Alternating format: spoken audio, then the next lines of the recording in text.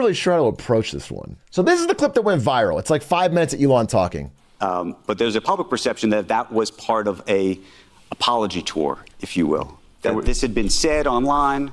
There was all of the criticism. There was advertisers leaving. We talked to Bob Iger today. I hope they stop. You hope? Don't advertise. You don't want them to advertise? No. What do you mean? If somebody's going to try to blackmail me with advertising, blackmail me with money, go fuck yourself. But go fuck yourself. Is that clear? I hope it is. Hey, Bob, if you're in the audience. He's talking about Bob Iger, CEO of Disney. If you believe that this is the one part of your business where you will be beholden to those who have this view, what do you do? F-Y. I'll pause there for a second, because that's the part that went viral. Go fuck yourself. If you just see that clip, that part of it, it's hard not to be like, that's cool. Because we all kind of want fuck you money. It's very easy for people to be like Giga Chad. Because nobody really wants to stand up for advertisers. You know what I'm saying? When I saw the reaction to this, because the comments were universally positive on even the CNBC YouTube channel, it reminded me very much of this scene. It was just like this. I think a lot of people have a boss or someone they like to just say, go fuck yourself. And because Elon Musk is the richest man on earth and he's on stage and there's a lot of pressure on him to fucking retract some of the terrible things he said and did, he says, go fuck yourself. And everyone's, they feel some sort of aspiration to that. It was popular. This played to the base of Elon Musk extremely well. And it caused a backlash on Disney. Search terms for cancel Hulu and cancel Disney Plus both spiked as Elon Musk targeted his ire in that go fuck yourself, basically a Bob Iger. So I want to say that I think a lot of you who think that opinion only watched this part. Because if you only watch this part, I have the same thought. Oh, good for him. Go fuck yourself. I'm not going to fucking stand up for an advertiser. Whatever. But once you know why he's up there, what happened, and what the rest of the interview looked like, it was an hour-long interview. I watched the whole thing, and I no longer think that. The reason he's on this stage, the reason he's talking about all this, the reason he's on this sort of tour, the reason he's being asked a question about an apology tour is this. Charles Weber said to the cowards hiding behind the anonymity of the internet and posting Hitler was right, you got something you want to say? Why don't you say it to our faces? And then this guy responded and said, okay. And he says this, Jewish communities have been pushing this kind of dialectical hatred against whites that they claim to want people to stop using against them. I don't give the tiniest shit now about Western Jewish populations. Now that there's hordes of minorities support flooding our country. Okay? You want the truth said to your face? There it is. And then Elon Musk, the owner of the website, says, you have said the actual truth. He responds to that. That is what kicked off this whole shebang. And at the same time, a study came out that showed that anti-Semitism on Twitter has risen dramatically since Elon Musk took the platform. So he goes to Israel, he talks to Netanyahu, he comes back, he goes around all these different places, and he ends up going on NYT Dealbook to talk about this and try to explain the situation. He says it was the stupidest tweet I've ever posted. But I want to show the part that I thought was funniest, which is from the beginning. The interviewer asks him if he is basically here to be on a part of an apology tour. And he's trying to say, no, I'm only here because I'm your friend. We've known each other a long time. And Jonathan, like, the only reason I'm here is because you are a friend. Like, what was my speaking fee? You're not making any. First of all, I'm Andrew, but yeah, sorry. It's okay. Second of all, we know each other for a very long time. Yes. So he opens up by talking about the only reason I would come on here is because you are my friend. By the way, his name is right here. And he calls him Jonathan. His name's on the wall. And Jonathan, like, the only reason I'm here is because you are a friend. You're not making any. You're not making any. First of all, I'm Andrew, but yeah, sorry. It's okay.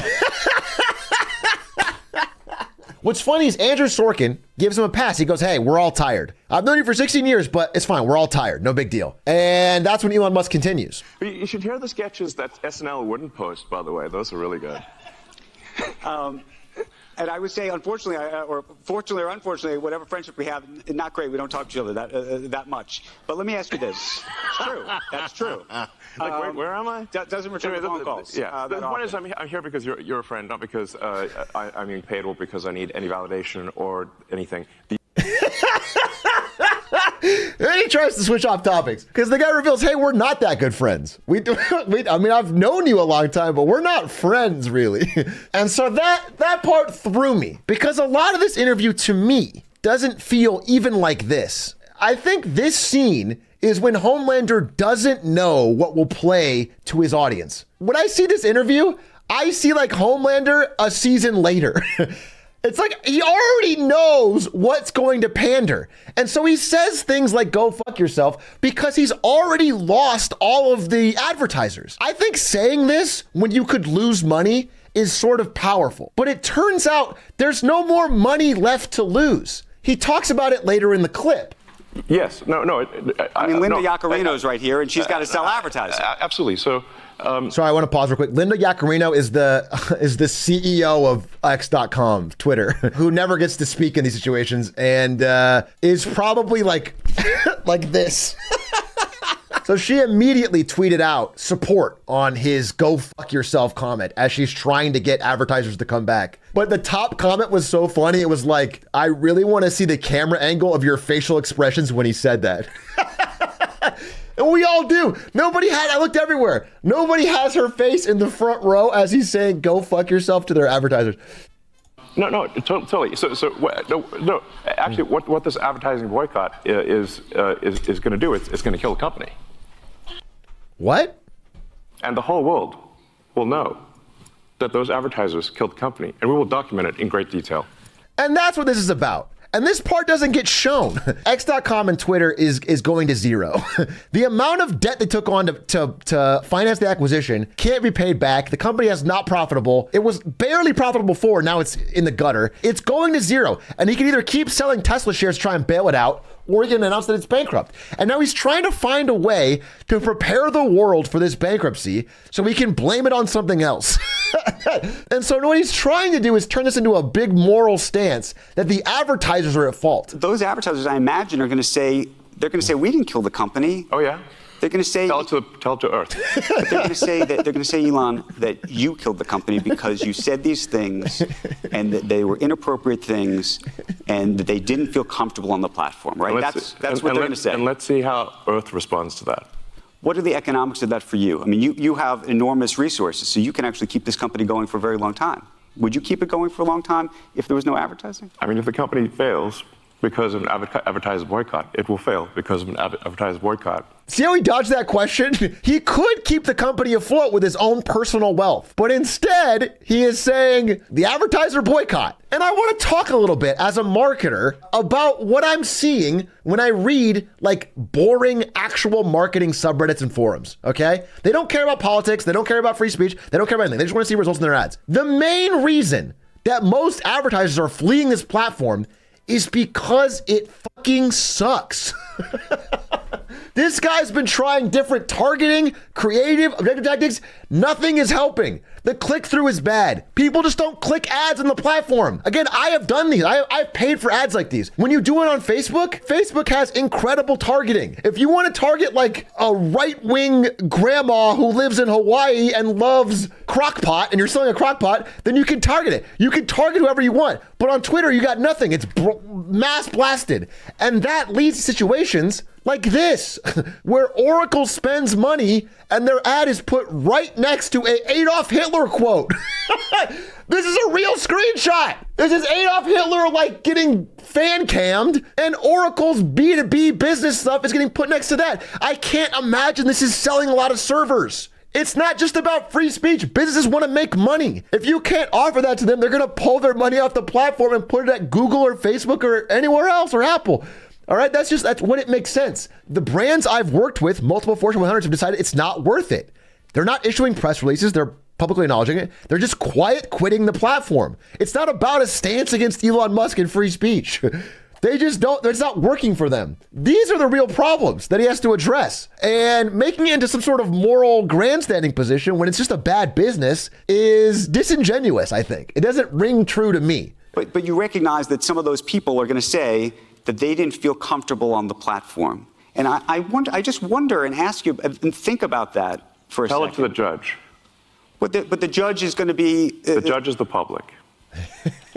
And you think that the public is going to say that Disney is making a mistake?